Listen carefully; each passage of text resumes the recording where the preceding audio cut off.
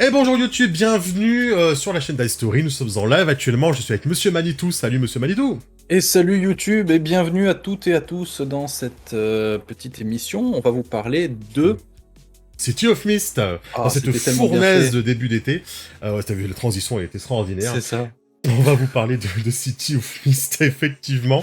On va vous présenter le jeu, on va le feuilleter un petit peu, on va parler de l'univers, des règles, des mécaniques qui sont très spéciales, même pour un PBTA. Déjà, le PBTA, c'est spécial. Alors, en plus, City of Mist, ça prend le PBTA et ça dit, ouais, ça j'ai aimé, mais par contre, je vais changer tout le reste. Donc voilà, C'est ça. ça va être cool. Non, ça va bien se passer, vous inquiétez pas, on va pas dépasser 1h30 de présentation. Hein. Donc, vous inquiétez pas. On va se baser sur la traduction qui a été éditée chez Barbu Inc. Je vais en profiter d'ailleurs pour vous montrer le PDF qui est ici. Voilà, qui déborde un petit peu. Il est tellement généreux ce PDF, vous voyez, il déborde sur le chat. Oh, c'est pas Ouais, je vois ça, ouais. Ah, il déborde. Donc voilà, c'est un jeu de rôle qui a été traduit par et édité par l'éditeur français Barbu Inc. Donc Alex et Guillaume. Ça a été traduit par Arthur Camboli. Je connais pas. Yeah. Une référence dans le milieu, ainsi que Sandy Julien, une autre référence du milieu. Donc, ben voilà, ils ont décidé de s'entourer des meilleurs C'est chez vrai. Barbu Inc. Et ça se ressent. Je vais pas vous le mentir, voilà. La mise en page est de Jemris, aussi qu'on connaît un petit peu dans le milieu, c'est un euphémisme, d'accord. City of Mist, actuellement, on a... Ah, je sais pas combien on a de bouquins, d'ailleurs. Les gens qui ont pledgé me diront combien il y a de bouquins, je crois qu'il y en a 3, Deux. actuellement, des bouquins. Il y en a 2. Euh... Il y a le guide de découverte, il y a le guide du joueur, il y a la boîte à l'outil, et il y a l'écran avec le livret, ça fait 4 en fait, on va considérer qu'il y en a 4, si je me trompe pas. Oui. Arsène va nous dire, vu qu'il a pledgé, il va nous dire. Ouais. Il y en a Il y en 4. a 4. Bah, Voilà, je le c'est ça. savais. Bah oui. C'était pour voir si je suivais, en fait. C'est ça. City of Mist, c'est un jeu de rôle qui vous propose de jouer des gens ordinaires, mais avec des pouvoirs extraordinaires. Extraordinaire. Exactement. Ça veut dire quoi? Ça veut dire qu'on va jouer des personnages avec des pouvoirs, en fait. Un peu, comme des super-héros, tout simplement, dans une ambiance street level. Vous savez, Daredevil, Iron Fist, voilà, c'est ça. Electra et compagnie. Punisher, oui, Punisher. Techniquement... Un poil Spider-Man aussi, on pourrait dire. Ah, Mais la petite araignée sympa du quartier, il est tu vois. pété, Spider-Man, on va pas se mentir, il est pété quand même. Hein. Ah, il est un peu pété, mais... Il arrête les trains quand même. Hein. Bah, tu peux arrêter les trains si tu veux dans ce jeu. Parfaitement, monsieur. Tu Ouais, mais peux arrêter Daredevil, les il peut trains. pas. Non, mais non, Daredevil, il fait exploser le train, c'est pas pareil, Elle est vigilante, ouais, c'est ça. Sin City pour l'ambiance. Oui, voilà, on va parler des inspirations, effectivement, mais vous allez retrouver des choses à l'intérieur. On va parler de l'univers, on va parler des mécaniques, on va parler de la création de personnages, qu'est-ce qu'on peut jouer à l'intérieur, on va parler de pourquoi c'est bien, et je vais aussi parler, et je vais tout de suite mettre un petit peu de sel sur la mise en bouche pour vous inciter à rester. Ce qui m'a pas plu. Ah, Il est j'aime bien possible... quand tu commences à être négatif comme ça. Ah, il est possible qu'il y ait un petit truc qui m'ait pas plu. Ah. Et pour savoir, restez jusqu'au bout de la vidéo. Voilà. C'est ça. Non, c'est pas ce Iron Fist là. Donc, dans City of Mist, nous allons jouer des personnages dans un monde contemporain fantastique, occulte, on va dire. Voilà, pour schématiser. On va jouer dans une ville qui s'appelle La Ville. La ville C'est qui est... original. Ouais, bah, n'est-ce pas, hein. C'est une composante très importante. Après, tu peux dire c'est New York, hein, si t'as envie. Mais la ville est une composante hyper importante du jeu, parce que tout s'y déroule, tout s'y passe, et on n'en sort jamais. C'est-à-dire que... C'est Gotham, en fait. Ouais, oui, là, c'est Gotham, c'est New York, c'est... Voilà, c'est... Exactement, oui, c'est Gotham, tout à fait. Parce que, si quelqu'un quitte la ville, on va dire... Oh, bon, il est parti dans un autre pays. Ou il est rentré chez lui à la campagne. Ou, oh, bah, elle revient de vacances à la mer, tu vois. Mais les gens qui partent, on n'en parle pas trop, tu vois. Ce que je veux dire, c'est pas que c'est tabou, c'est qu'on n'en parle pas, en fait. Il y a quelque chose qui fait qu'on n'en parle pas parce que c'est important, c'est la ville. Tout simplement. Donc tout ce que vous allez jouer se déroule dans la ville. Bien sûr, la ville est éclectique, il y a plein de choses à l'intérieur. Elle vous fera penser à Gotham et à New York par bien des aspects, mais tout se déroule dans la ville. Et dans cette ville, il y a une particularité qui s'appelle la brume. Est-ce que tu te rappelles ce que c'est la brume, monsieur Manu? Ça fait partie du titre, hein, City of Mist. Oui. C'est vrai, déjà, Déjà, commences hein, tu quand commences même. bien. Effectivement, on peut rien te cacher. Et alors de mémoire, Oui. alors ça vient d'Octogone, la brume en Hmm. fait, ça empêche, enfin ça dissimule tout ce qui est pouvoir magique en fait, tout ce qui est un Voilà, petit c'est peu ça. surnaturel. Exactement, tu as tout compris. La brume dissimule le surnaturel, en fait, tout simplement. C'est-à-dire que certaines personnes dans les habitants de la ville sont des réceptacles et ont des pouvoirs, on va voir comment. Mais dès que quelqu'un utilise des pouvoirs, dès que quelqu'un va changer de forme, dès que quelqu'un va déclencher la magie de la foudre et courir aussi vite que Flash, les gens ne verront pas ce qui se passe grâce à la brume, ou à cause de la brume, ça dépend comment vous voyez un peu le truc, quoi. C'est-à-dire que si vous lancez une boule de feu, les gens vont voir une explosion de gaz, ou un cocktail Molotov, en C'est fait. ça. Ils vont pas voir quelqu'un lancer du feu, Mm. en fait. Ils ne Tout verront pas simplement. cette petite fille qui lance des boules de feu dans les auberges. Oui, c'est vrai. Si jamais vous avez une petite fille qui se transforme en Hulk, par exemple, peut-être qu'ils verront quelqu'un d'un peu difforme, un peu bossu, peut-être. Mm. D'accord, qui a un problème de dos, un problème de scoliose, etc. Mais ils ne verront pas un Hulk, en fait. Ils verront quelqu'un un peu difforme, un peu crada, mais qui n'aura, voilà, Rigolo pas ça. pas quelque chose de fantastique, en fait. Donc, pour les PNJ, le monde n'est pas fantastique, en fait. Les PJ savent que le monde est fantastique parce qu'ils sont des réceptacles, donc ils voient à travers un petit peu cette brume. Ils ne voient pas tout à travers la brume, d'ailleurs. Mm. Voilà. Et en cela, ça va vous faire penser, évidemment, donc à l'ambiance de Sin City, à l'ambiance des Watchmen, également, à l'ambiance de Batman, à l'ambiance de Daredevil, d'ailleurs, on devrait dire, et beaucoup aussi à, mince, comment il s'appelait ce film que j'ai vu avec Scarlett, qui était tourné dans les décors de Matrix. Évidemment, Ah, c'est voilà. maintenant que c'est pour YouTube, évidemment. Dark City, merci beaucoup, Swappy. Dark City, exactement. Moi, ça m'a fait beaucoup penser à Dark City.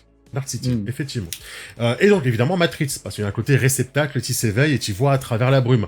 Ça fait un peu penser à Matrix, tu t'éveilles, tu vois à travers la matrice, en fait. Donc, il y a ce petit côté-là.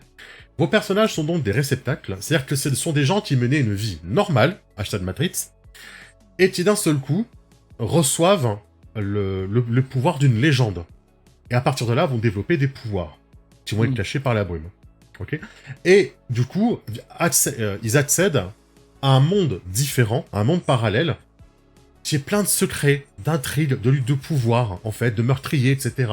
Et donc, tout ce qui semblait un peu bizarre avant se retrouve, en fait, à exister à travers la brume, en mode, ben oui, mais si ça c'était bizarre, si cette explosion de gaz elle est bizarre, c'est parce qu'en fait c'était pas une explosion de gaz. Si ce quartier a explosé du soir au lendemain et que tout a été étouffé, c'est parce que c'était quelque chose lié à la brume en fait, ou lié au réceptacle, à la lutte des réceptacles. Et c'est pour ça que ça fait un peu penser à, aux Vigilants, aux Defenders de Marvel, et à Dark City ou à Matrix en fait. Voilà.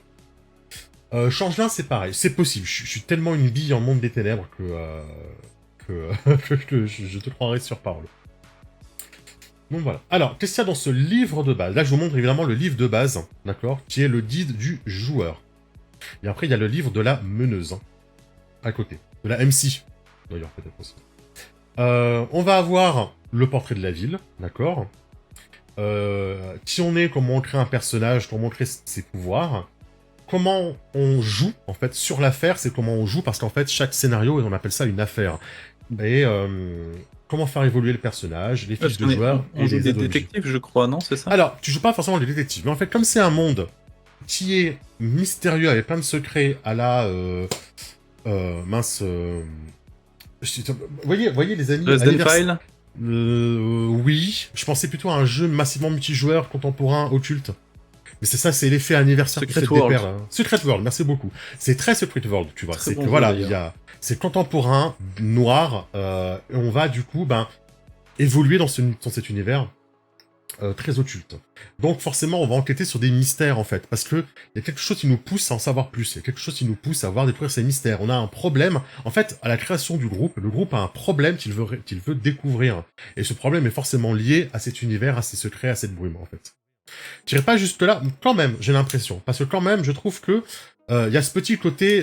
parce que moi, dans Secret War, je trouvais qu'il y avait un côté un peu film noir, en fait. Oui. Et dans City of Mist, il y a un côté film noir, en fait.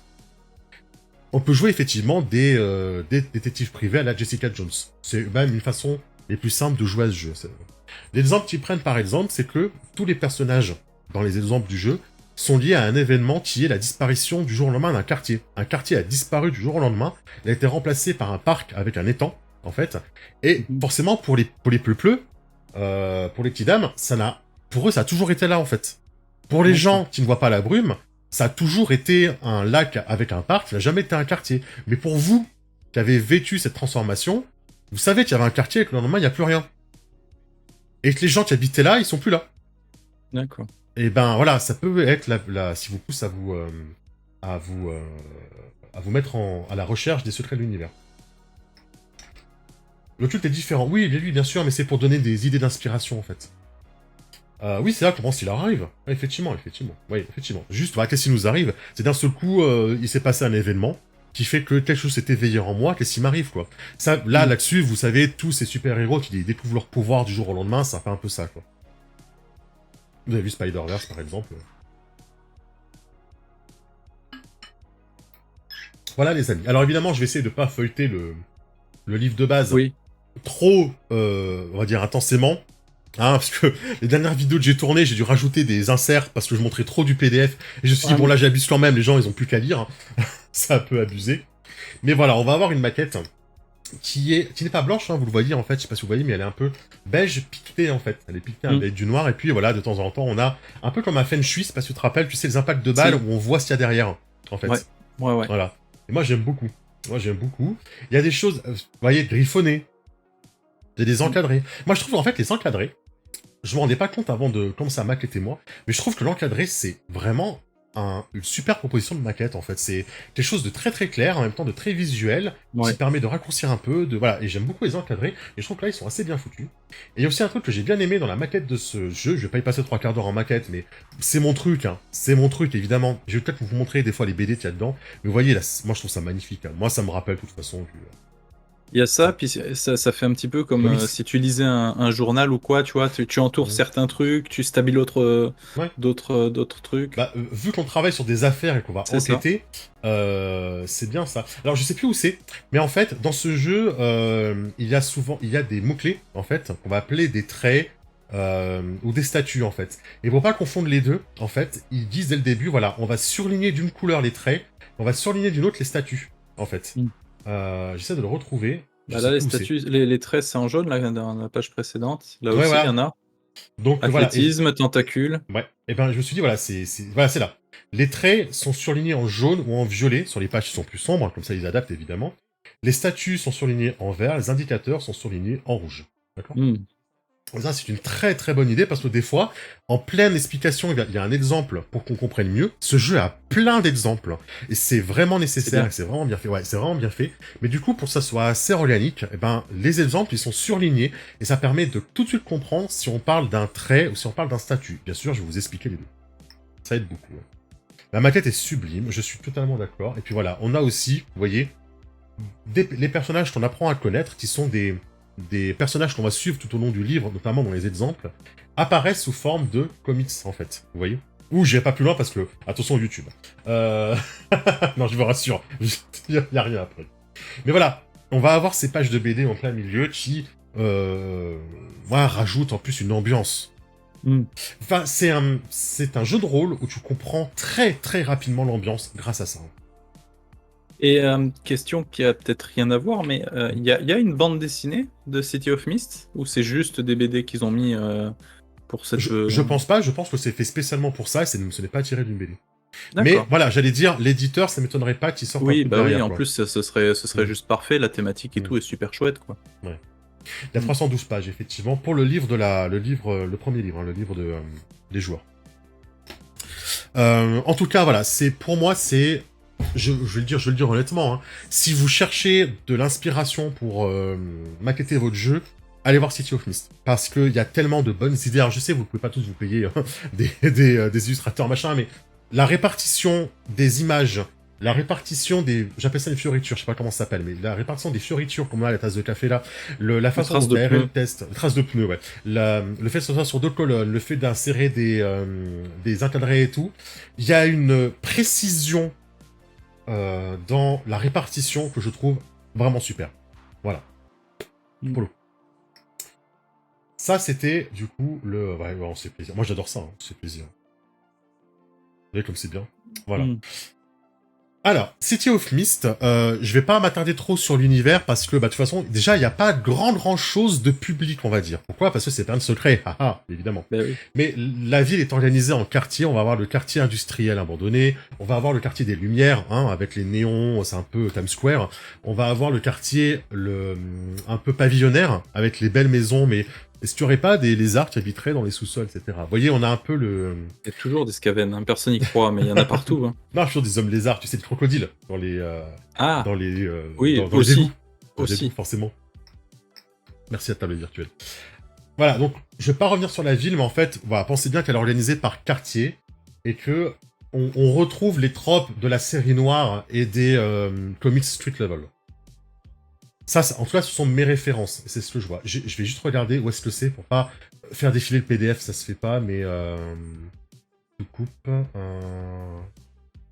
Je sais plus le temps où c'est, mais je le retrouverai hein, pendant la soirée, c'est pas un souci.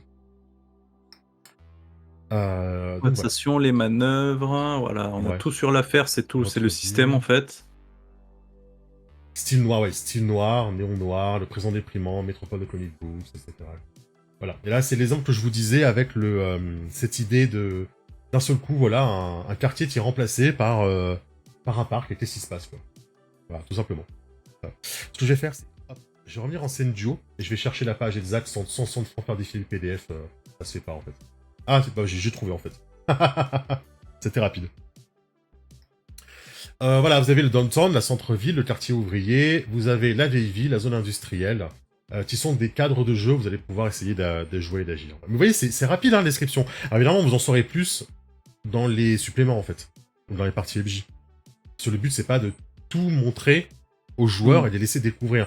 Parce que voilà, on réalise que c'est votre personnage, à la base, c'était un citoyen lambda dans une grande ville, entre guillemets, lambda, comme New York, ou comme Paris, ou comme Gotham. On a la représentation, je pense. Donc il n'y a pas besoin de forcer sur la représentation.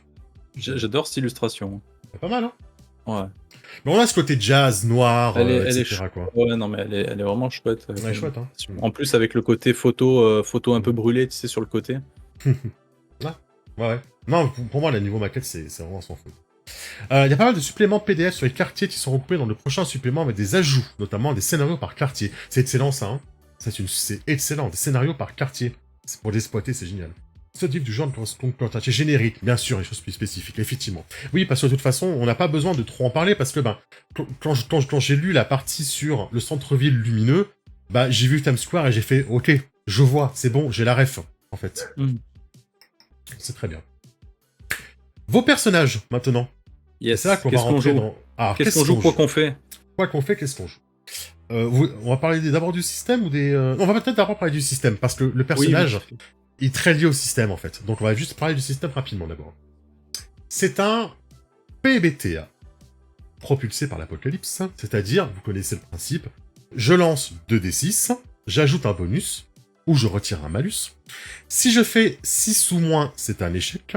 Le MJ reprend la main sur la narration et il entre guillemets, me sanctionne. Enfin, il relance l'histoire de manière négative, on va dire, pour mon PJ. De 7 à 9, c'est une réussite mitigée, c'est-à-dire que je fais ce que je veux, mais j'ai des contreparties à payer, je paye un coût, d'accord, où l'effet est limité. À 10+, c'est une réussite totale, je fais exactement ce que je voulais, ça se passe bien, je garde la narration. C'est un jeu à narration partagée, c'est-à-dire que le MJ ne lance pas les dés, le MJ réagit au jet des PJ. C'est-à-dire que le MJ n'a pas de jet à lancer. Si jamais le PJ il fait 6 ou moins, là le MJ réagit, il va utiliser ses outils à lui pour relancer la narration, pour sanctionner ce qui s'est passé, mais tout ça dans l'intérêt du PJ bien évidemment, hein, pour l'histoire. Bien évidemment. Voilà. Donc, c'est un jeu qui va assez vite pour le MJ parce qu'il n'a pas de cette charge mentale de devoir jeter les jets, jeter les dés, calculer ce qu'il fait, etc. Tout est jeté par les PJ et ensuite on interprète par rapport aux dés 6-, 7-, 10+. Ok? Donc retenez bien déjà que à partir de 7 c'est une réussite, hein, les amis. 6- c'est un échec, 7 c'est une réussite, mais 7-9 elle est mitigée et à partir de 10 sur les dés ou plus c'est une réussite totale. Voilà. Dans un PBTA, vous êtes habitué à avoir des caractéristiques, hein, que ce soit force constitution, que ce soit coriace, classe, que ce soit des étiquettes comme un masque, d'accord, comme normal, sauveur ou dangereux. Ici, il n'y en a pas. vous n'avez pas d'étiquette, vous n'avez pas de caractéristiques. Vous n'avez pas de bonus, en fait. Vous n'avez pas une stat à +2, une stat à -1, une stat à 0, une stat à +1. Non. Ok, là, tout ça, vous n'avez pas. Et donc déjà, ça va changer quelque chose, parce qu'il y a les manœuvres, on est habitué, on en reparlera, mais les manœuvres, souvent, elles vous disent, quand tu veux le convaincre, lance 2d6 plus sincère. Ok. Ou lance 2d6 plus charisme. Ben là, ça peut pas marcher, vu qu'il n'y a pas de statistiques, il n'y a pas de caractéristiques. Donc déjà, il va falloir réfléchir. C'est différent, la manière de faire les jets. Je fais mon petit tunnel d'explication, Fauvel, et après je vous lis. Comment ça va marcher, du coup? Regardez ça. Votre personnage va avoir des traits. Votre bonus dépend du nombre de traits que vous allez activer. Pour les PJ, on appelle ça des traits d'atout. D'accord? Par exemple, mon personnage Tchela, j'expliquerai un petit peu après le principe du perso, mais mon personnage Tchela, il a les traits d'atout, super vitesse, agir avant que ça arrive, la main sûre. Il a le trait d'atout, vision d'événements survenus, sans signer de l'orientation. Il a le trait d'atout, libre penseuse, fourre-tout tendance, ordinateur, communication au réseau et façon de donner. Quand vous faites un jet, d'accord, en respectant les manœuvres, quand vous faites un jet, vous additionnez en bonus, on appelle la puissance, le nombre d'atouts que vous pouvez activer pour ce jet. Évidemment, si vous êtes en train de hacker un ordinateur, sans signer de l'orientation, ça ne s'active pas, ça ne fonctionne pas. Par contre, ordinateur, communication en réseau et façon de donner, ça peut marcher. D'accord? Par exemple. On peut lancer +3 de puissance, par exemple, à ce moment-là. Ok? Quand vous activez un pouvoir, ça marche pareil. Si vous utilisez votre super vitesse pour attraper un objet ou quelqu'un avant que, vous imaginez, vous avez le personnage qui tombe, vous avez Gwen Stacy qui tombe et vous voulez la rattraper, d'accord? Et vous voulez pas vous foirer, contrairement à d'autres. Vous utilisez super vitesse, la main sûre, et peut-être même si vous avez agir avant que ça arrive, du coup, voilà, avant que ça tombe. agir avant que ça arrive, parce que genre tu as une vision, tu as ton speeder sense et c'est activé, tu sais que le coin est en danger, tu vas pouvoir ajouter +3 à ton jet. Voilà, donc tu vas faire avec 3 de puissance. Et cette puissance est importante. La puissance, c'est le nombre de traits que vous activez dans la scène, dans le jet, on va dire. Et cette puissance est importante parce que souvent, vous allez avoir des choix à faire. Et ces choix à faire, ça va être le nombre de puissance, la puissance que vous avez en fait. Vous allez avoir 3 choix à faire parce que vous avez puissance 3. Vous avez puissance 1, vous avez un choix à faire. Vous avez puissance 3, vous allez pouvoir mettre 3 malus à l'adversaire. Vous avez puissance 2, vous mettez 2 malus à l'adversaire. Ça, c'est ce qu'on appelle les traits. Et voilà comment ça marche. Et du coup, il n'y a pas de livret comme dans les autres PBTA. Il n'y a pas de carac parce qu'en fait, ce sont des traits libres et narratifs que vous faites vous-même. Vous êtes guidé par des questions, on ira voir rapidement, mais quand vous créez en fait votre PJ, que vous choisissez une petite cartouche pour déterminer un pouvoir ou une identité civile, il y a des questions qui vont vous cadrer dans votre pouvoir pour savoir ce que vous voulez exactement. Je fais une petite pause et je lis ce que vous dites. Ça va jusque là, Manitou? Oui, j'arrive à suivre. Moi, j'ai surtout été très très amusé par le Powered by approximatif de Fauvel. Ouais. Mais il y a certaines manœuvres qui n'ont pas été comprises, c'est le point négatif que je voulais dire, c'est que moi il y a des manœuvres que je trouve... Ce spoil. Je vous expliquerai après. Mais attention, ça reste un banger absolu ce jeu. Assez bien, en tant que joueur, tu te retrouves vite argumenté. Voilà, c'est ça. Alors c'est pour ça que Mattel nous dit qu'on peut avoir des compétences assez génériques en fait. On appelle ça des compétences générales, je crois. Mais le jeu dit bien, attention MJ, quand vous créez le perso avec le PJ, accordez-lui un trait générique, on va dire, mais faites plus attention aux autres, en fait. Voilà. C'est vrai que si t'as trop de traits génériques, tu passes ton temps à les tordre pour tout le temps les activer, et ça devient n'importe quoi, en fait. Là, dans les exemples, souvent, on va de +1 à +3, hein. Dans les exemples qu'ils donnent, il y a très peu de fois où il y a plus de 3 de puissance, hein. Donc 3 de puissance, à mon avis, c'est déjà beaucoup dans ce jeu. Mais c'est vrai, du coup, faut faire très attention de ne pas faire des traits trop génériques. Un trait générique, c'est quoi? C'est quand il peut aider dans plus de 2 situations, quoi. Un trait ne devrait aider surtout que dans une situation très précise, en fait. Tout simplement. Et ça, le jeu est assez de recul là-dessus pour le dire plusieurs fois en disant attention aux traits génériques. On sait que, comme c'est un jeu où on fait ce qu'on veut dans les traits, ça peut vite donner des traits très génériques, donc attention de bien les cadrer. Ouais. Ouais, j'irai voir ça, Fauvel, ça m'intéresse. Je l'ai pas lu encore. Généralement, c'est besoin de justifier, c'est que ça marche pas. Ah, c'est intéressant, ça. C'est intéressant quand tu nous dis, si on a besoin de justifier, c'est que ça marche pas. Voilà. Les traits doivent découler de la description. Pour convaincre, je te rejoins, surtout le mot qui est étrange. Ouais, j'en parlerai après, justement. C'est Convaincre qui m'a un peu gêné aussi.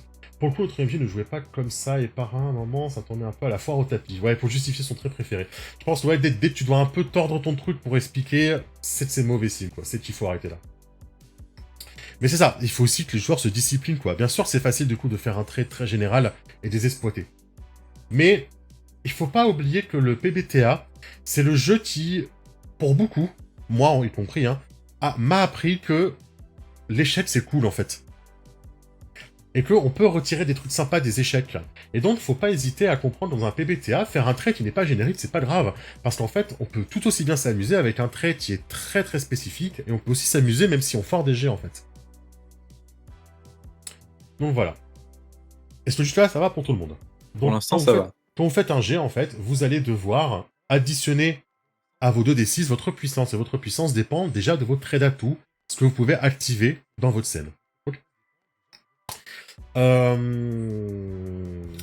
Donc, dans la création de personnage, là, vous avez un personnage qui est là. Ce que je vous montre, c'est un personnage qui s'appelle Flicker, qui est là. C'est un pré-tiré du titre de découverte. Elle est cool. Ils sont très très cool, les pré-tirés du titre de découverte. Je les aime beaucoup. En plus, très bien. Oh, je vais y arriver, excusez-moi les amis. Très bien fait, parce que vous voyez que sur la face recto, il y a toutes les aides pour comprendre. Comment jouer, ouais, c'est vachement bien foutu, ouais. Ouais. Décrivez votre action. On va voir là. Donc, chaque trait d'atout égale plus 1 puissance, chaque trait de contrainte égale moins 1 de puissance. Chaque trait d'intrigue, ouais, d'accord. Ouais, bah c'est... Un peu mieux. Ok. Qu'est-ce que c'est un trait de contrainte? Eh ben, un trait de contrainte, c'est un trait que vous créez à la création de personnage. Chacune de vos cartouches, j'appelle ça une cartouche, hein, je sais plus ce que c'est, mais ça s'appelle une cartouche, excusez-moi. Chacune de vos cartouches, j'en avais 4, contient un trait de contrainte. D'accord? C'est un peu le trait drama. Si vous choisissez de l'activer, vous allez cocher un avancement, en fait, dans votre cartouche, en fait. Votre cartouche, en fait, votre XP, c'est pas une XP globale que vous gagnez, l'XP, c'est dans chaque cartouche, en fait. Et du coup, quand vous activez un trait de contrainte, vous cochez un avancement dans votre cartouche, en fait. Également, si vous, vous délaissez un aspect de votre personnage, donc une de vos cartouches, au contraire, elle va passer en déclin. Il se peut que du coup, vous deviez changer de cartouche. En fait, les thèmes, merci beaucoup Arthur. Les thèmes, donc vous allez pouvoir changer, vous devez changer votre thème. C'est-à-dire que soit vous XP à l'intérieur, soit si vous le délaissez, d'accord, en ne le jouant pas correctement, en refusant de le jouer, etc., en refusant les contraintes, vous allez avancer dans le déclin, et quand vous avez trop avancé dans le déclin, vous devez changer votre thème, en fait. Votre thème change. Vous voyez que les thèmes, il y en a de deux sortes. Les thèmes, ok, il y en a de deux sortes. Les mythos, en violet, et les logos, qui sont en gris, là, gris-beige, ok. Mythos et orange. Logos. Tu le vois orange, toi, d'ici? Bah, je regardais l'entête. Ouais, la nuit, l'entête est orange, c'est pas mal. On va faire comme ça. Les mythos, ce sont les thèmes qui viennent de votre légende, de vos pouvoirs. Les logos, ce sont les thèmes qui viennent de votre personnage, de votre vie civile qui n'a pas de pouvoir, en fait. Voilà comment ça marche. Depuis tout à l'heure, je vous dis votre légende. Pourquoi une légende? Parce qu'en fait, votre pouvoir, il est tiré d'une légende, d'un mythe. En fait, il s'incarne à l'intérieur de vous. Exemple de mythe. Le roi Arthur, le petit chaperon rouge, le miroir de Blanche-Neige, Son Goku, Daredevil, Enkidu, Thor, Zeus. Voilà, tout ça, ce sont des légendes qui peuvent s'incarner en vous. La déesse de la mort, ça peut être des choses comme ça, quoi. Ça peut être le renard à 9 queues. Voilà, vous allez prendre de l'inspiration, mais où vous voulez. Ace Ventura, évidemment, bien sûr, je veux voir un personnage avec le pouvoir de Ace Ventura. The Mask. The Mask, oui, alors The Mask, à part la ville, tu vois, quoique la ville, c'est pas mal mais c'est pas mal The Mask comme inspi, effectivement. Parce qu'on a quand même une ville avec des truands, etc., et on a le masque qui te permet de changer entre ton logo et ton mythos, en fait. C'est ça. Réincarnation de Sisyphe, ouais. Morphée, par exemple. Réincarnation de Morphée. Mais évoluer, scène de courage, l'arrivée de nouveaux arcs narratifs. Ouais, c'est vrai. Mitaine. Voilà, et en fait, c'est hyper libre. Et c'est là que, je sais qu'Alex, t'as perdu, quand il t'a raconté que lui, il avait un joueur qui avait pris comme mythos Super Mario. Ouais, là, il m'a Et là, perdu, tu t'es oui. dit, là quand même, qu'est-ce qu'il C'est fait? ça. Il monte sur un arc-en-ciel avec son... Bon, ok, mais c'est l'exemple pour montrer qu'on peut faire finalement ce qu'on veut, quoi. On peut faire finalement ce qu'on veut. Votre mythe, c'est quelque chose de magique, d'incroyable, qui va s'incarner en vous. Ça peut être Don Quichotte, ça peut être D'Artagnan, ça, voilà. On a fait un live, hein, où j'essaie de créer un perso, justement, et on créait un perso qui était professeur et D'Artagnan en mythos, par exemple. Le mythos de PNJ All Shad, ouais. Refonder le rocher. Tu fais... Mhm. Effectivement, Arthur. Parce que là, vous voyez en haut, vous avez mobilité, divination, personnalité, formation. En fait, vos mythos et vos logos, vos thèmes, sont organisés par thème. Les thèmes par thème. Ils sont organisés par catégorie, on va dire plutôt. Là, vous avez la catégorie mobilité, la catégorie divination, personnalité et formation. Mais effectivement, il y a des mythos qui s'incarnent dans des objets. Donc, on peut avoir un mythos incarné dans le masque de The Mask. On peut avoir un mythos incarné dans une épée, par exemple. Vous pouvez avoir le mythos de Charlemagne qui est incarné dans l'épée joyeuse, par exemple. L'épée de Charlemagne. L'auteur avait montré comment créer Daredevil. Est-ce que tu peux me retrouver ce lien? C'est absolument urgent. Je veux que tu me retrouves ce lien. Daredevil, c'est juste mon super-héros préféré. Alors, je nécessite ce lien, c'est hyper important. Donc voilà, là vous avez un perso tout créé, vous voyez, donc il y a son mystère, d'accord? Il y a ses traits d'atout, il y a son évolution, et il y a son trait de contrainte, ok? Mais évidemment, vous allez pouvoir faire ce que vous voulez. Je vais juste repasser sur le livre de base pour vous montrer un petit peu les différentes catégories de pouvoirs qu'on peut avoir. Donc en fait, quand vous créez votre personnage, c'est soit vous lui mettez 3 thèmes de logos, donc un personnage qui vient de découvrir ses pouvoirs, qui est encore très civil, donc 3 logos, soit vous lui mettez 2 logos, 2 mythos, soit 3 mythos, 1 logos en fait. Ah ouais, t'as pas le droit de mettre des liens, j'ai dû penser, haha, c'est pas drôle sinon. Il faut que tu me l'envoies par MP, tiens, je vais te MP, et si tu peux me l'envoyer là, ça serait super cool. Ici. Mais merci énormément parce que vraiment, j'essaie de le faire de mon côté en fait. C'est pour ça que ça m'intéresse vachement. Tu pourras comparer. Ouais, bah le sien à mon avis il meurt que le mien. Donc qu'est-ce qu'on a comme... Ah oui, excusez-moi, vous avez également des archétypes pré-tirés. Ils doivent être par ici, voilà, ils sont là. Voilà, si jamais vous voulez pas vous embêter, d'accord, en vous disant, mais voilà, je veux faire un personnage qui serait un ninja, par exemple, ok? Comment je vais faire? C'est vachement cool qu'il y en ait plein comme ça. Ouais, c'est clair, hein. Bah, il te propose, voilà, archétype de mythos, tu veux faire un ninja. Tu veux qu'à l'intérieur de toi, il y ait un ninja du clan de l'araignée qui soit incarné en toi. Ok? Il te propose mobilité, plus, donc, thème mobilité, thème manifestation, thème subversion. Si tu prends les 3, il te reste plus qu'un seul logos, ça veut dire. Parce que t'en as 4, des thèmes. Hein. Donc si tu prends 3 thèmes de mythos, t'auras plus qu'un seul logos à la fin. Et ton logo, ça peut être journaliste. Ou ça peut être décès de ma sœur. Évidemment traumatique, décès de ma sœur. Ou ça peut être ma super Renault 5 que je ne vendrai jamais. D'accord? Ça, c'est aussi possible dans tes Prof de logos. maths. Prof de maths, ça peut être ton logos. Ok. Donc voilà, mais par contre, tu peux dire, voilà, je veux faire un personnage qui est 2 mythos de logos, je vais prendre mobilité, manifestation, c'est ce qui est conseillé, et dans mes logos, je vais prendre, je voudrais bien faire une célébrité, d'accord? Et ben, ça sera une célébrité qui a un mythos de ninja, et ben, je vais prendre personnalité et formation. Formation artistique, hein, d'accord? Genre chanteur, par exemple. Dealer. Dealer, voilà. Ça, c'est des archétypes déjà tout prêts, mais vous n'êtes pas obligé de les prendre. Si vous voulez, vous faites vous-même votre sauce, quoi. Et sans utiliser ça, hein. Vraiment. Hein. Donc voilà. Ouais, parce que tu peux en prendre 2 de là et 2 de l'autre, en fait, au final. Ouais, bien sûr. Tu peux même faire un policier à bout qui a eu une forme, qui était avant clochard, par exemple, ou qui était avant cambrioleur, par exemple. Bah, tu peux faire, je vais prendre formation de police, avec formation cambriolage, avec équipement spécial de cambrioleur, et puis un petit mythos, dieu du soleil, manifestation lumière. Voilà, j'ai mes 4 thèmes. D'accord. Et ça a duré 4 secondes.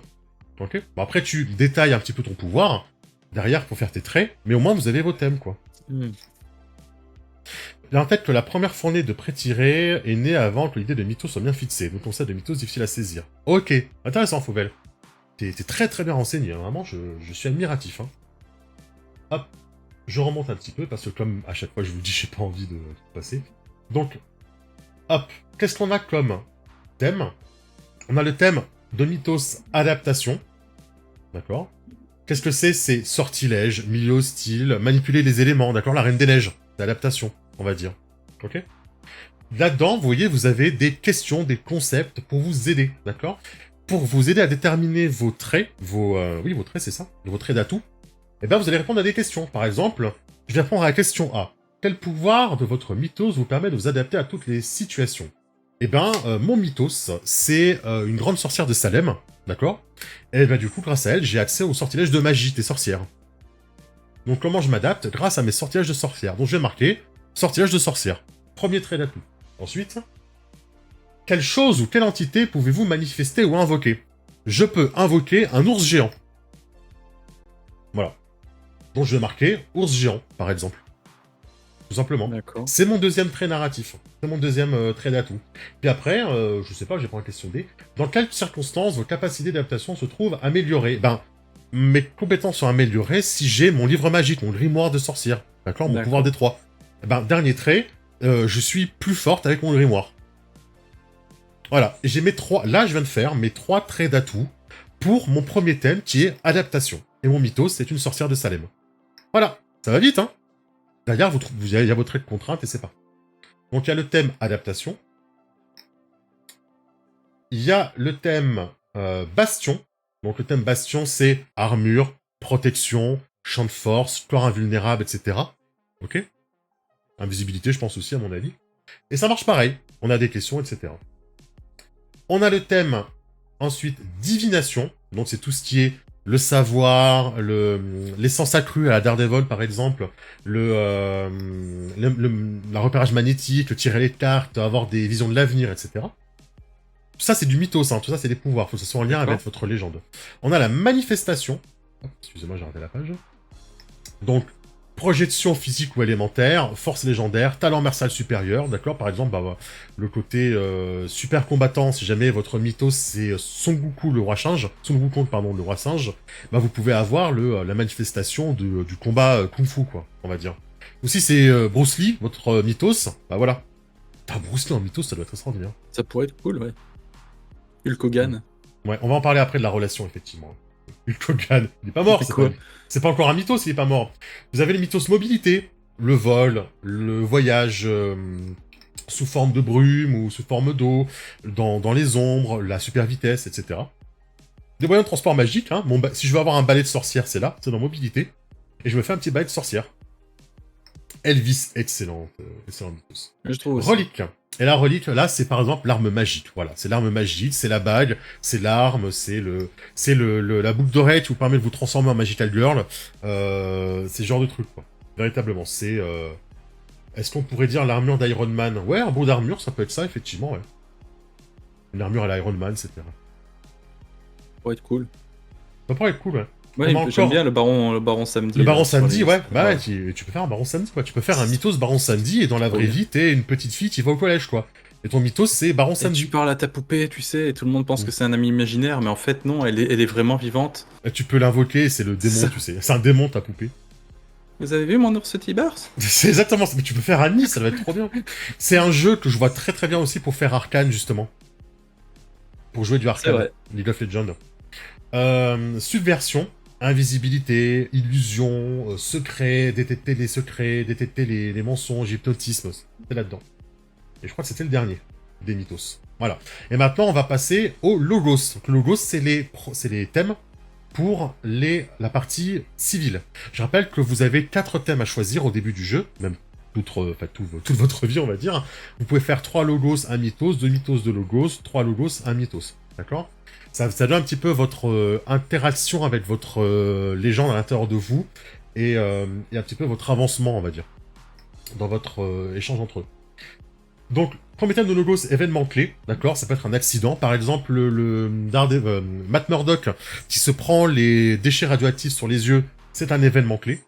La mort d'Oncle Ben, spoiler, hein, pour Spider-Man, ça peut être un événement clé, bah, plutôt pour Peter Parker. Ouais, je suis désolé, l'oncle Ben il meurt dans Peter Parker.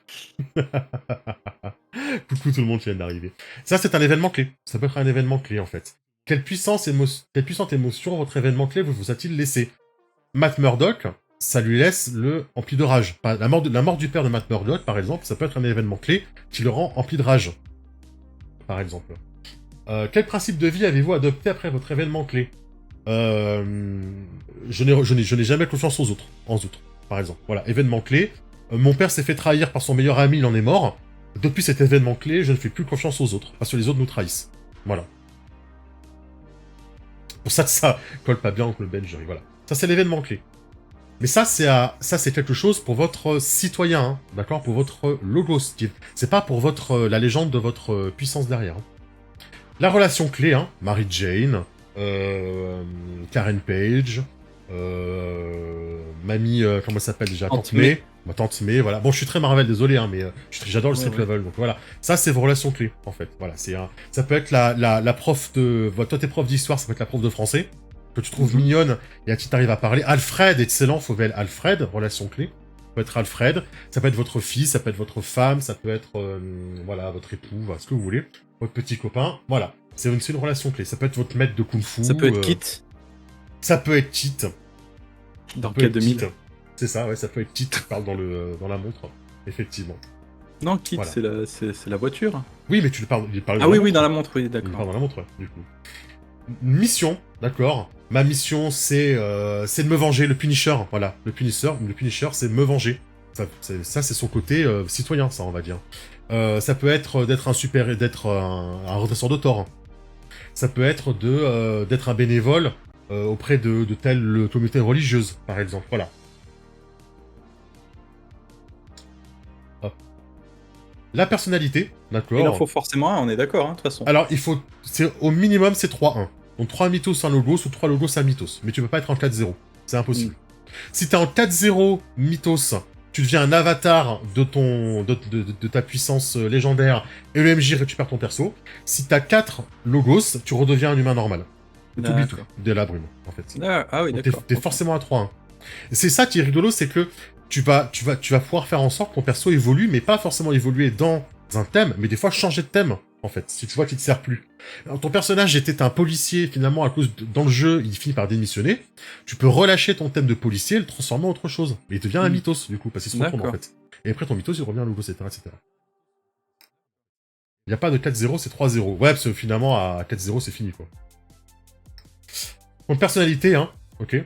État mental, habitude, excentricité, tempérament, d'accord. Je peux être célèbre, par exemple. Je peux être beau. Je peux être aimable avec tout le monde. Ouais, il n'est pas remplacé. Oui, bah oui, j'imagine. Mais il me semblait qu'à 3-0, connaître l'heure en permanence. Est-ce que c'est un trait de personnalité ou est-ce que c'est un super pouvoir? Ça se demandait. La possession. Le Scooby-Van, c'est une possession. D'accord. Une arme que je ne tigne jamais, d'accord. Le sabre de Colin Wind, c'est sa possession. Elle le tigne jamais, par exemple, quoi.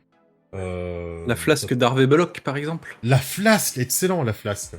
Excellent. Les pins, non, c'est pas les pins, qu'est-ce qu'il mangeait déjà, Mulder. Bon, voilà, ça, c'est ce genre de truc, quoi. 3-0. Mulder, c'est des graines de tournesol qui mangent. Voilà, les graines de Mulder. Possession, graines de tournesol. C'est tellement bon, en plus, cette merde. Voilà, ça, c'est un truc, ouais. C'est les possessions, ça peut être ta bagnole, tes armes, etc. La routine, ton boulot, l'école.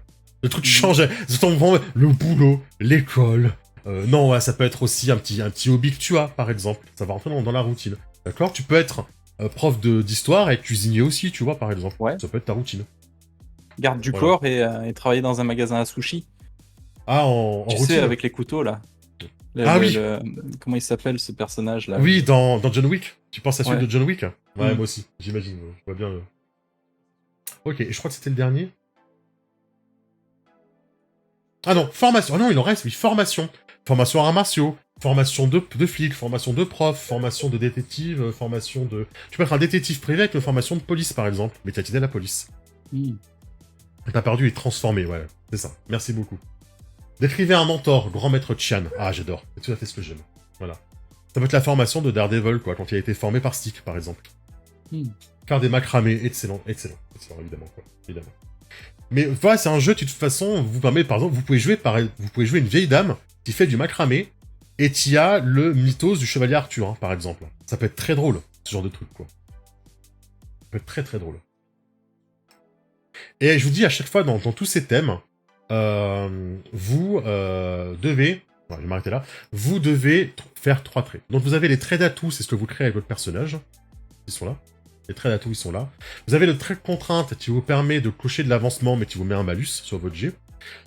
Et ces traits d'atout que vous avez là, vous pouvez les dépenser, c'est-à-dire que vous pouvez les cocher, vous pouvez cocher la petite flamme, pour faire un 10 automatique sur les jets. Un 10, en fait, un 7 plus 3. En gros, vous pouvez décider de cocher votre trait. Il n'est plus utilisable jusqu'à ce que vous le récupériez dans un moment de jeu. Et ça considère que vous avez fait 7 sur les dés, plus 3 de puissance. Donc vous avez fait un 10 avec Un 3 de 10. puissance. Voilà, automatique, vous ne lancez pas les dés. Ok. Voilà comment ça marche. Et en plus de ça, et c'est là où le jeu est très très intelligent pour sa partie MJ, il est 21h15 et on n'a pas fini, je suis désolé, c'est que vous avez également la possibilité de créer des traits d'intrigue. Qu'est-ce que c'est des traits d'intrigue? C'est en fait une petite carte sur laquelle vous allez écrire un changement qu'il y a dans la scène, ou un truc important de la scène. Par exemple, il pleut. Il pleut des cordes. Ok? Et bien vous allez écrire sur une carte, il pleut des cordes. Vous allez mettre un niveau à ce trait. Et si ça vous avantage, ça vous met un plus 3, ou un plus 2, ou un plus 1, selon le niveau. Si ça vous désavantage, ça vous met un malus. Par exemple, si vous êtes en pluie torrentielle, d'accord, il pleut un truc de dingue, et que votre pouvoir, c'est du feu, le MJ peut vous dire, ouais, mais là, on est en pluie torrentielle. On est en pluie torrentielle 3, tu mets moins 3 à ton jet. Au contraire, si, par exemple, toutes les lumières sont éteintes, on est en plein... pour la pleine nuit, on est en nuit sans lune, on va écrire. Il fait très sombre nuit sans lune, à 4. On va dire 3, parce que là, c'est un peu abusé. Bah voilà, là c'est l'inverse. Bah si jamais tu veux voir quelqu'un, t'auras un malus, mais si tu veux te dissimuler, t'auras un bonus de 3. Okay. D'accord. Ça va dépendre de ça. Donc je vais repasser en vision du haut, parce que j'essaie de vous retrouver une petite carte pour vous montrer un exemple. On a très souvent dans le jeu, donc je vais en retrouver une très rapidement, vous inquiétez pas. Et ça s'appelle des traits d'intrigue. En fait, les traits d'intrigue, tu peux en créer toi-même. C'est-à-dire que tu as des manœuvres qui te permettent de créer des traits d'intrigue, d'accord, pour la scène ou pour une action unique. Un trait d'intrigue, ça peut être aussi tout simplement... je t'ai dit tout à l'heure, j'étais une sorcière, je faisais de la sorcellerie, ok? Ouais. Je vais lancer une manœuvre qui va changer la donne pour essayer avec ma magie, de faire apparaître une tronçonneuse. Ouais. Si j'y arrive, j'aurai le trait d'intrigue tronçonneuse. Voilà. Tout simplement. D'accord. Et tu vas pouvoir me servir, tu me rajouteras, du coup, ça sera un trait supplémentaire pour manger, si je l'utilise. Tout simplement. Je vais créer un trait d'intrigue pour, je sais pas, par exemple, je vais te transformer en cheval. Ok? Avec ma magie. Tu vas gagner le trait d'intrigue de cheval. Ok. Et si d'être cheval, ça t'aide dans une scène, t'ajouteras le trait d'intrigue de cheval, du coup. Qui est temporaire, en fait, tout simplement. Hop, je suis en train de... Voilà, j'ai une carte de suivi. Ah bah c'est parfait, en plus ça parle de l'aide. Donc voilà. Hop. Je suis en train de zoomer, hop. Voilà. Là, vous avez, par exemple, plus battante. Ok? C'est le trait plus battante, voilà. Et à côté de ça, ces cartes-là vont aussi vous aider à mettre des statuts, parce que vous avez pas de points de vie, etc. Comment ça va marcher quand on fait un combat? Eh ben, en fait, on peut infliger des statuts au PNJ, au PJ.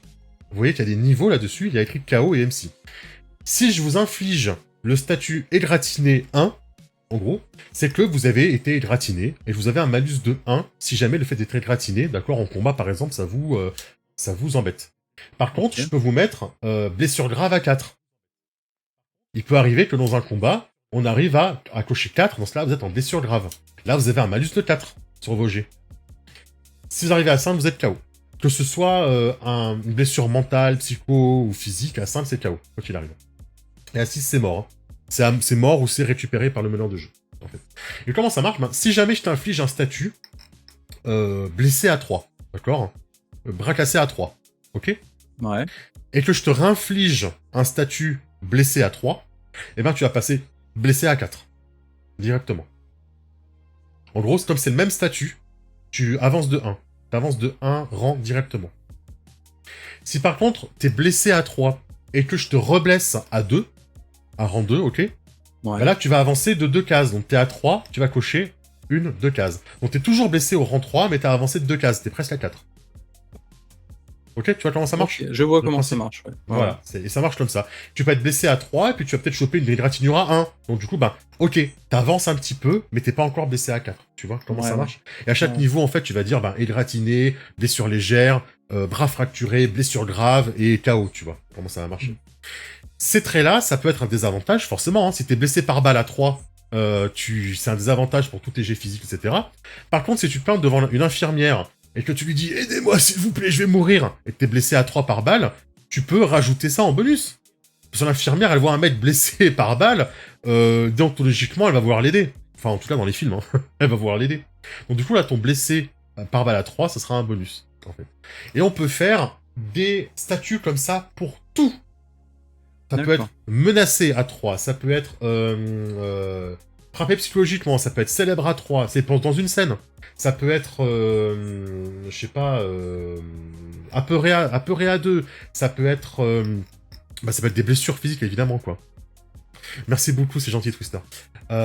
Tu peux créer, en fait, dès qu'à un moment donné, il se passe quelque chose d'important, donc tu vas créer un trait, le donner au PJ, voilà. Ou le donner au PNJ, ou le donner à la scène. Tiens, d'un seul coup, voilà, le mec il a le pouvoir de Thor, il change la donne. Il fait son jet pour changer la donne, il dépense ses points. Pouvoir de Thor, il y a du vent, il y a de la foudre, il y a de la pluie qui tombe. Ben voilà, le MJ va marquer orage à 3. Et si cet orage à 3, ça aide quelque chose dans la scène, ça ajoute plus 3. Si ça aide pas, ça enlève 3 dans la scène. Si derrière, ton mec, il va capter l'énergie du tonnerre pour faire son prochain jet, et ben le fait qu'il y ait l'orage à 3, ça va l'aider, en fait. Donc tu peux changer les conditions du combat, en fait, avec ça. Ça, c'est très très cool. Ouais.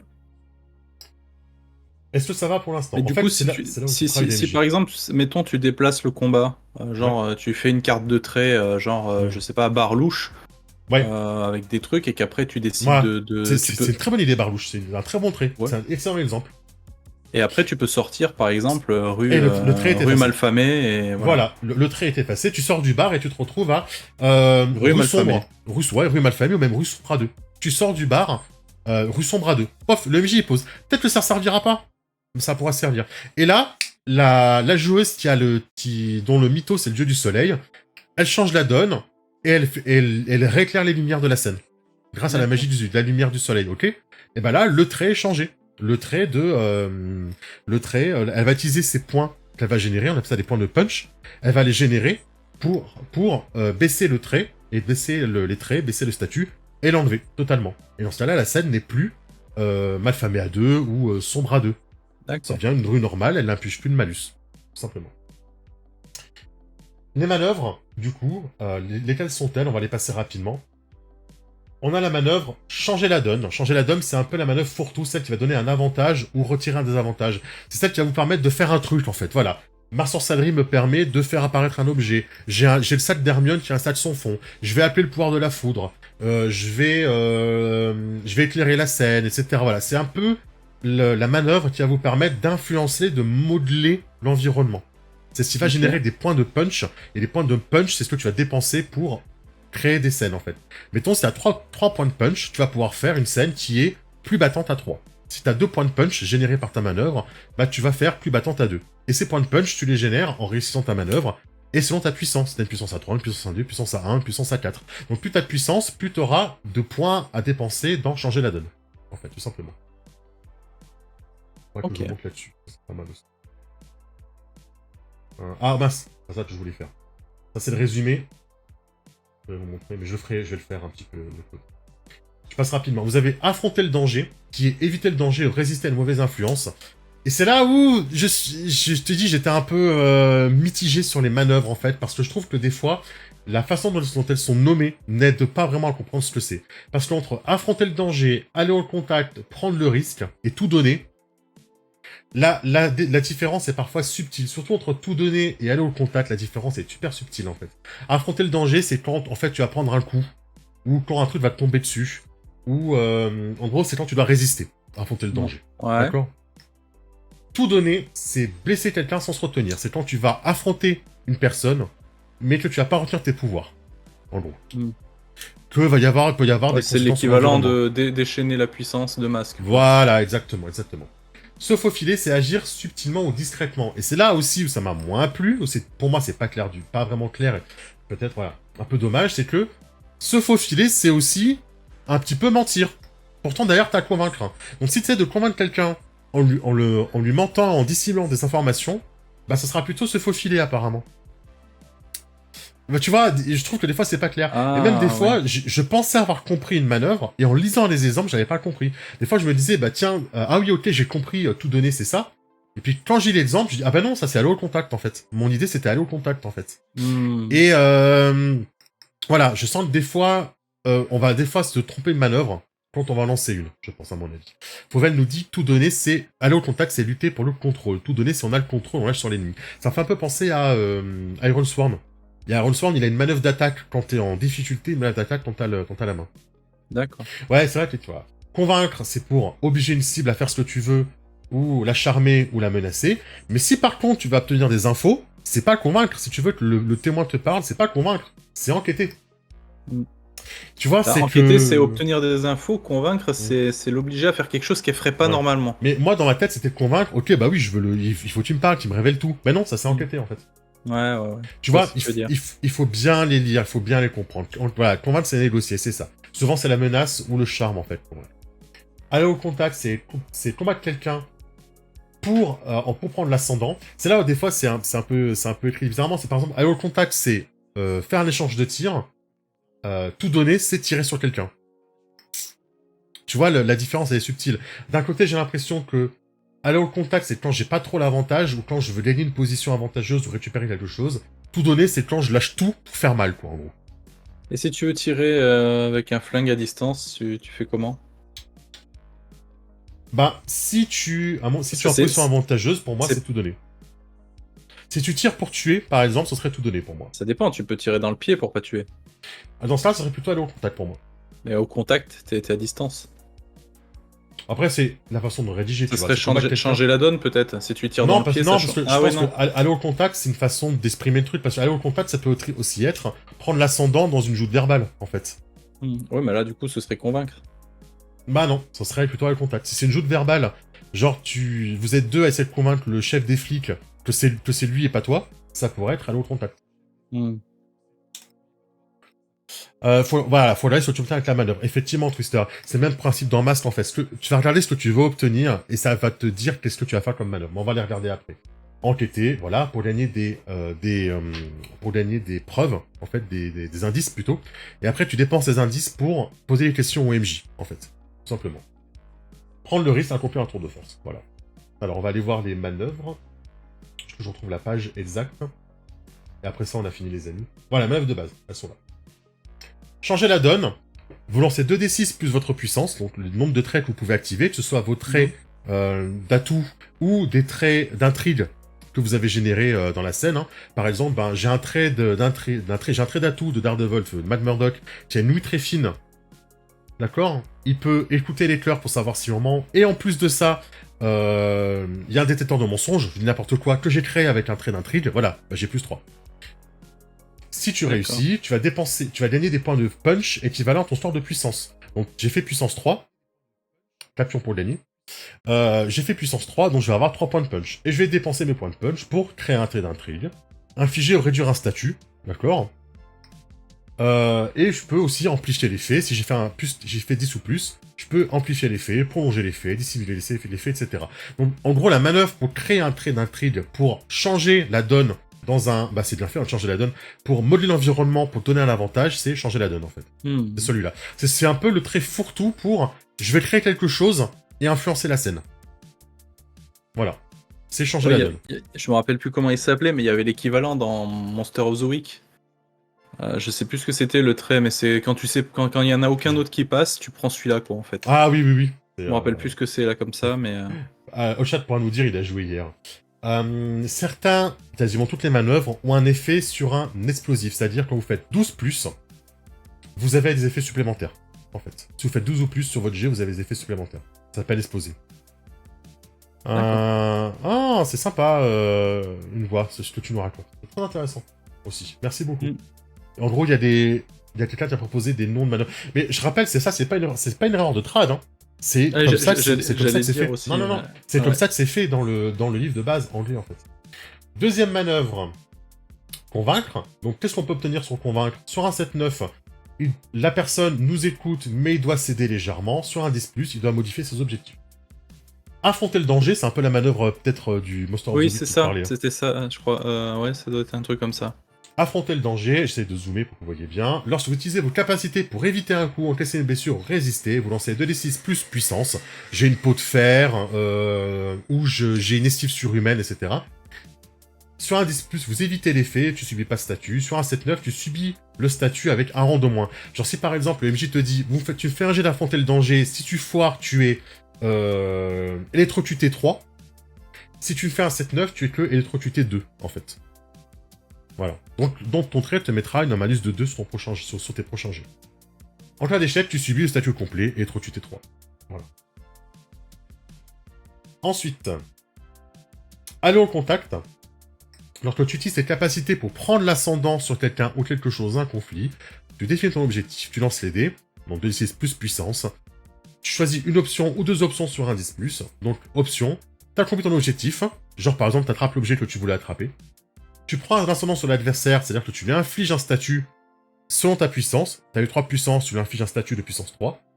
Tu bloques, t'esquives ou tu pars les efforts. Et si tu choisis pas cette option-là, c'est-à-dire que derrière, tu vas prendre un statut toi aussi. Tu sais, c'est le côté je mets des coups et j'en prends aussi, en fait. Ouais. Donc si jamais tu n'as un seul choix à faire et que tu choisis de prendre l'objet du PNJ, eh ben tu prendras des coups. Donc tu prendras un statut. Genre tu prends une balle ou tu es gratiné, etc. Donc, on a tout donné. Bon, je passe sur les exemples. Hein. Évidemment, le but, c'est pas de vous tout vous expliquer et acheter le bouquin. Quoi. Tout donner. Lorsque vous avez le champ libre et que tu utilises tes capacités pour tout donner, tu lances plus puissance pour changer. T'infliges, en cas de réussite, t'infliges à la cible le statut de ton choix avec le rang égal à ta puissance. Là, tu vois, t'infliges automatiquement un statut avec cette manœuvre-là. Tout à l'heure, il fallait le choisir pour l'affliger. Là, tu infliges le statut, quoi qu'il se passe. Et en plus de ça, tu choisis des options selon ta réussite. Tu peux augmenter le rang, par exemple. C'est-à-dire que tu as les pouvoirs de la foudre de Thor. Tu fais un tout donné pour électrocuter le mec. Pardon, je commence à fatiguer avec ton marteau. De Thor, tes pouvoirs de Thor. Tu lui infliges électrocuter 3. Et ben, tu vas dire, bah voilà, je vais en plus, comme j'ai fait 7-9, je vais choisir un sur la liste. Je vais choisir de augmenter de 1 rang le statut infligé. Et du coup, il devient plus électrocuté 3, il devient électrocuté 4. C'est là où, tu vois, cette manœuvre-là, par contre, elle est là pour tout donner, quoi. Vraiment, c'est là, j'y vais à fond. Merci beaucoup, Fauvel. Merci d'avoir été là et merci beaucoup, Tristan, pour ton abonnement.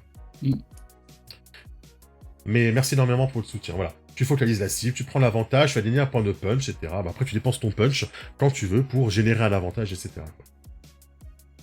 On a bientôt fini, les amis. Enquêter. Donc, enquêter, c'est pour générer des points d'indice, en fait. Les points d'indice, c'est les questions que tu vas pouvoir poser au MJ, en fait, tout simplement, quoi. Au PNJ, ou qu'est-ce que je trouve dans la scène. T'as pas une liste comme dans certains jeux, alors, il y a une liste, partie MJ, il y a une liste pour t'aider. Mais en fait, tu peux poser n'importe quelle question. Tu génères 2 points de... T'es en train d'interroger un type, tu génères des points de 2 points d'indice, ça peut être, première question, qui est le meurtrier? D'après le PNJ. S'il le sait, il te dira qui c'est. D'accord. Voilà, c'est le MJ, ne te ment pas.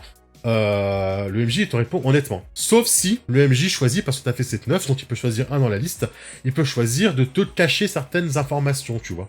De pas tout te dire exactement. Il va pas te dire, par exemple, c'est Mathieu qui travaille au lycée Franklin Roosevelt, le meurtrier, il va te dire, je sais pas, mais je suis sûr que je l'ai vu au lycée Franklin Roosevelt. Je suis sûr que c'est un prof de Franklin Roosevelt, tu vois, par exemple. Voilà, il te donne l'info du meurtrier, mais l'information est morcelée. Okay. Hop. Et qu'est-ce qu'il reste voir par derrière la brume, c'est un peu le enquêter en utilisant ton mythos. En gros, si je vais utiliser le pouvoir du mythos pour voir derrière la brume. Salut, monsieur Lopo. Se faufiler, c'est pour te déplacer subtilement, pour mentir, pour voler un truc, etc. En gros. Passe vite, hein, parce que là, c'est... prendre le risque.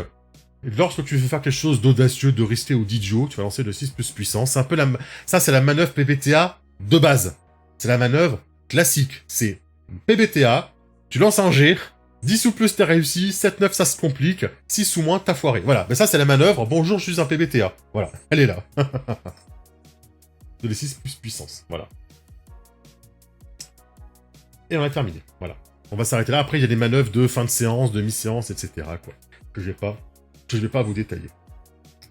Et donc voilà, vous avez des moyens de générer du punch, hein, comme je vous ai montré. La manœuvre tout donné par... Non, pas tout donné, la manœuvre changer la donne, elle génère du punch.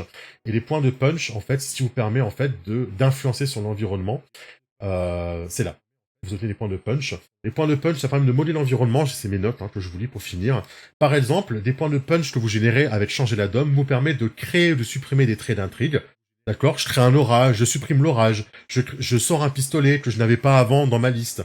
Je supprime une tension entre deux personnes qui sont en train de s'engueuler, d'accord. Le MJ met tension entre les gangs 2, et ben avec changer la donne, je peux essayer de réduire cette tension. Ou de l'augmenter. Ou l'augmenter. Bien sûr, évidemment, tu peux augmenter ou supprimer ou créer un trait, en fait. Tu peux infliger un statut ou supprimer un statut. Avec changer la donne, par exemple, je peux soigner. D'accord? Si mon personnage a des traits d'atout pour soigner, d'accord? Mettons, elle a le pouvoir de Gaïa. Ok? Mon mythos, c'est Gaïa, le pouvoir de la terre et de soigner, de régénérer. Moi, je peux changer la donne pour essayer de soigner mon copain qui a pris le statut blessure grave à 4. Tu te rappelles tout à l'heure? Ben, voilà, je vais utiliser, je vais générer 3 punch, et ben, je vais utiliser ces 3 punch pour réduire la blessure de 4 à 1. D'accord. Voilà comment ça marche, en fait. Voilà, j'espère que ça a été clair pour tout le monde. Évidemment, il y a plein de subtilités sur lesquelles je ne suis pas revenu. Ouais, ça fait beaucoup d'infos, faudra le voir en live, quoi. Enfin en live. En jeu. En jeu, voilà. Mais non, après, ouais, je suis pas... Je vais pas dire que je suis mitigé, parce que j'ai vraiment envie d'y jouer, mais il y a des trucs qui m'ont... Ouais, sur le PBTA, qui m'ont un peu laissé sur ma faim, on va dire. Donc Oui, à chaque fois sur le PBTA. Moi, pour le coup, je suis hyper enthousiaste sur ce jeu, moins sur les manœuvres, comme je l'ai montré. Après, je pense qu'il faut pas se prendre la tête non plus, les amis. Regardez les manœuvres, regardez ce que vous voulez faire, expliquez ce que vous voulez faire, et regardez quelle manœuvre fait le mieux ce que vous voulez faire. Souvent, c'est ce qui déplaît aux gens, c'est ce côté, on s'arrête, en fait, finalement. On s'arrête dans le jeu pour regarder les manœuvres. Mais c'est comme tout, après, ça roule quand vous connaissez. Moi, par exemple, Masque, j'ai même plus besoin de voir les manœuvres, je sais, en fait, maintenant, ce que ça fait. Ça, c'est l'habitude, c'est la force de l'habitude. Donc,